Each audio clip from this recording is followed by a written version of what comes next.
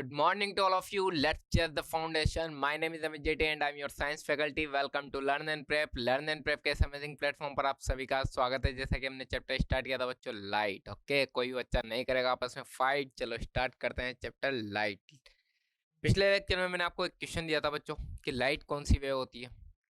क्या आपने सोचा इस बारे में? यस, लाइट कैसी वेव होती है? इलेक्ट्रोमैग्नेटिक वेव होती है। ठीक है, कैसी वेव है बच्चों? Light is an electromagnetic wave. Light एक इलेक्ट्रोमैग्नेटिक वेव है। अच्छा, इलेक्ट्रोमैग्नेटिक वेव है सर। क्या होता है सर इलेक्ट्रोमैग्नेटिक वेव, आप बताओगे?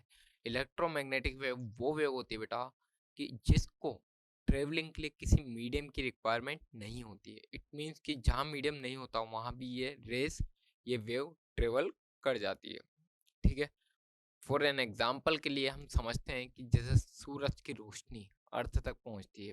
पूछा था मैंने आपसे, ये क्वेश्चन भी पूछा था कि जो सनलाइट है वो अर्थ पर कितने टाइम में पहुंचती है, कितने घंटे में पहुंचती है, कितने मिनट में पहुंचती है, कितने सेकंड में पहुंचती है, वो आपको बताना था। उसका आंसर भी हम यहाँ पर डिस्कस करने वाले हैं। जो सन की लाइट है, सन की लाइट जब अर्थ पर आती है तो आप देखोगे कि सन की लाइट बीच में स्पेस में भी ट्रेवल करती है। स्पेस में कोई मीडियम तो है नहीं। ठीक है, अगर स्पेस में कोई मीडियम होता तो मून पर हम एक दूसरे की बात सुन सकते थे। ठीक है, बट हम सुन नहीं सकते। क्यों? क्योंकि साउंड कैसी वेव है? Mechanical wave. उसको ट्रेवल करने के लिए मीडियम की रिक्वायरमेंट है, जबकि लाइट को ट्रेवल करने के लिए मीडियम की रिक्वायरमेंट नहीं है। क्लियर है ये बात? लाइट को ट्रेवल करने के लिए किसी मीडियम की रिक्वायरमेंट नहीं है। अगर मीडियम हो तो भी ठीक, मीडियम नहीं हो तो भी ठीक है। तो जो स्पेस से लाइट आती है फिर वो अर्थ पर आती है, तो इट मीन्स ये प्रूफ हो जाता है कि लाइट कैसी वेव है बच्चों? एक light is an electromagnetic wave. अच्छा, एक क्वेश्चन था, सनलाइट अर्थ पर कितने टाइम में पहुंचती है? सनलाइट कितने टाइम में पहुंचती है? 8.3 सेकेंड में। अगर वहां से लाइट रे निकलती है तो 8.3 सेकेंड में वो अर्थ पर पहुंच जाती है। अच्छा, स्पीड ऑफ लाइट भी बताया था मैंने आपको। स्पीड ऑफ लाइट कितनी होती है भाई? स्पीड ऑफ लाइट कितना बताया था मैंने आपको? 3 × 10⁸ मीटर पर सेकेंड। हाँ है ना, 3 × 10⁸ मीटर पर second. It is the speed of light. Clear है? चलिए आज हम देखेंगे थोड़ा सा टर्मिनोलॉजी के बारे में, देखेंगे कि क्या रिफ्लेक्शन होता है, क्या रिफ्लेक्शन होता है, कुछ टर्म्स, ऑब्जेक्ट क्या होती है, इमेजेस क्या होती है, वर्चुअल ऑब्जेक्ट, इस तरह के हम वर्चुअल इमेजेस वगैरह, इस तरह के टर्मिनोलॉजी के बारे में हम देखेंगे। ठीक है, तो रिफ्लेक्शन क्या होता है बच्चों? रिफ्लेक्शन क्या है? The bouncing back of rays और rays of light from a shiny and smooth surface into the same medium, it is called reflection. जब कोई लाइट रे किसी शाइनी सरफेस से टकराकर उसी मीडियम में लौट जाती है, जब कोई लाइट रे किसी शाइनी सरफेस से टकराकर, स्मूथ सरफेस से टकराकर उसी मीडियम में लौट जाती है, तो इस फिनोमेना को हमने क्या नाम दिया बच्चों? रिफ्लेक्शन। क्या नाम दिया है? Reflection.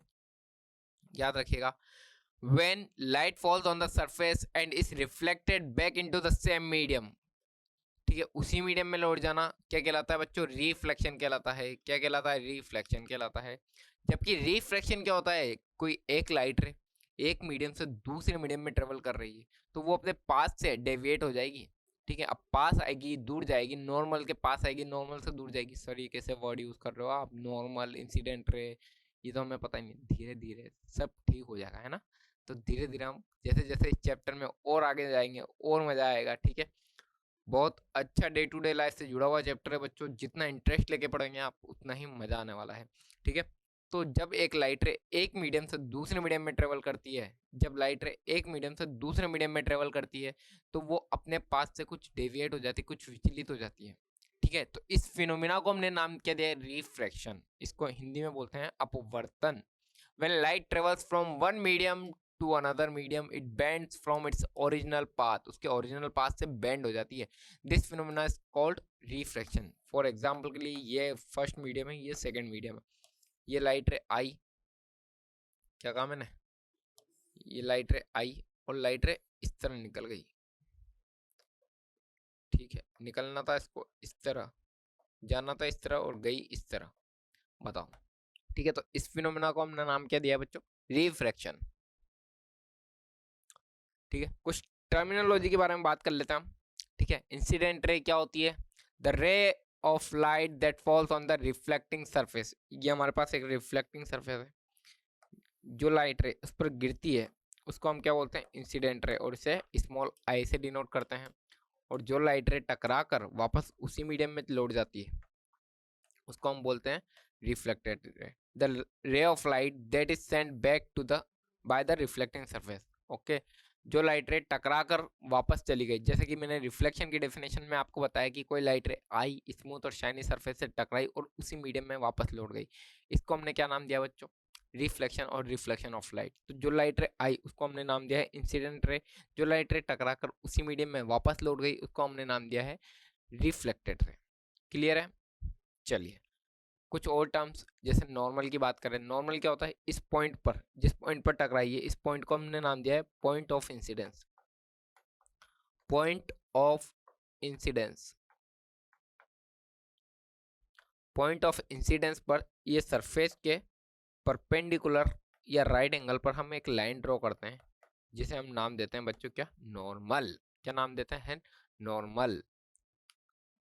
Clear? The normal is a line at right angle to the reflecting surface to the point of incidence. Point of incidence पर रिफ्लेक्टिंग सरफेस के परपेंडिकुलर एक लाइन ड्रॉ करते हैं जिसको हमने नाम दिया है normal.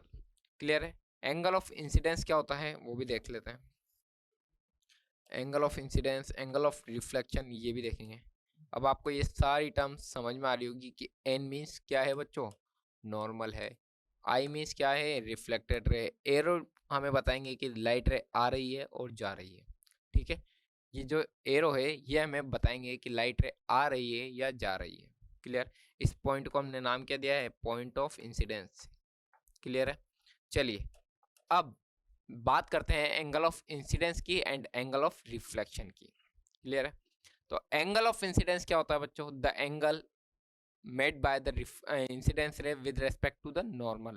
The angle made by the incidence ray with respect to the normal, it is called angle of incidence, and the angle made by the reflected ray with respect to the normal, it is called angle of reflection. दोनों angle मैंने आपको बताया, अगर कोई incident ray normal के साथ जितना angle बनाती है उसे हम क्या बोलते हैं, एंगल ऑफ इंसिडेंस, और रिफ्लेक्टेड रे नॉर्मल के साथ जितना एंगल बनाती है उसे हमने क्या क्या नाम दिया है, एंगल ऑफ रिफ्लेक्शन। इंसिडेंस रे नॉर्मल के साथ जितना एंगल बनाएगी उसे हमने नाम दिया angle of incidence.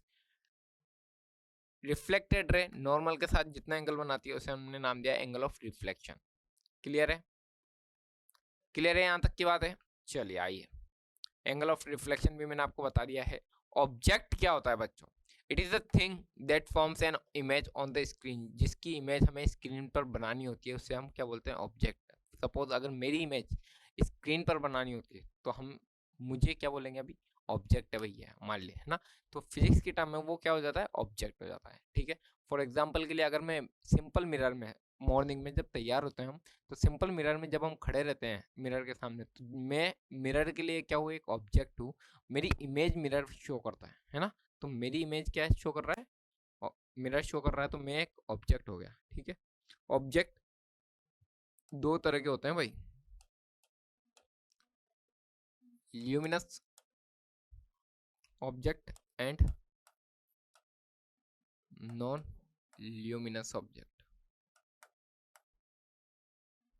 Luminous object and non luminous object. Clear है? ल्यूमिनस ऑब्जेक्ट वो ऑब्जेक्ट होते हैं जिनकी खुद की लाइट होती है, जिनके पास खुद के पास लाइट होती है। नॉन ल्यूमिनस वो ऑब्जेक्ट होते हैं जिनके पास खुद की अपनी लाइट नहीं होती। इट मीन्स अगर उन पर लाइट गिरे तो वो विजिबल हो जाते हैं। फॉर एग्जाम्पल के लिए, tubelight is a luminous object, bulb is a luminous object, screen is a luminous object, candle is a luminous object, torch is a luminous object. But अगर मैं बात करूँ इस रिमोट की, remote is not a luminous object, it is a non luminous object. Okay, pen is not a luminous object, it is a non luminous object. इस पर जब light गिरेगी तभी ये मुझे विजिबल होगा, ऑटोमेटिकली विजिबल नहीं होगा। ओके, क्लियर है वाली बात? चलिए इमेज की बात करूँ, it is the reflection of the object. जो ऑब्जेक्ट का रिफ्लेक्शन होता है स्क्रीन पर जो मिलता है फिर हमें, उसको हम क्या बोलते हैं, इमेज बोल देते हैं बच्चों। क्लियर है? वर्चुअल इमेज, इमेज भी दो तरह की होती है, virtual image and real image. Virtual image क्या होता है, जिससे हम स्क्रीन पर ऑब्टेन नहीं कर पाते हैं। ठीक है, जिसे हम स्क्रीन पर ऑब्टेन नहीं कर पाते हैं। ठीक है, या हम ये भी कह सकते हैं कि जो रिफ्लेक्टिंग सरफेस के पीछे बना है। क्लियर है? जो रिफ्लेक्टिंग सरफेस के पीछे बना है उसे हम क्या कहते हैं, वर्चुअल इमेज हमेशा कैसी होती है भाई? वर्चुअल इमेज हमेशा कैसी होती है? इरेक्ट होती है, इट मीन्स सीधी खड़ी होती है, जबकि रियल इमेज कैसी होती है? इन्वर्टेड होती है। रियल इमेज कैसी होती है? इन्वर्टेड होती है। क्लियर है? रियल इमेज जिसे हम स्क्रीन पर ऑब्टेन कर पाते हैं। तो आज के लिए आपका एक बहुत ही इंटरेस्टिंग क्वेश्चन छोड़ के जा रहा हूँ, ठीक है? आपको बताना है मून जो हमारा चंदा मामा है, क्या जो हमारे चंदा मामा है, इट इज ल्यूमिनस ऑब्जेक्ट और नॉन ल्यूमिनस ऑब्जेक्ट? ये ल्यूमिनस ऑब्जेक्ट है या फिर नॉन ल्यूमिनस ऑब्जेक्ट है? सोचना बच्चों, थोड़ा ध्यान लगाना, ठीक है?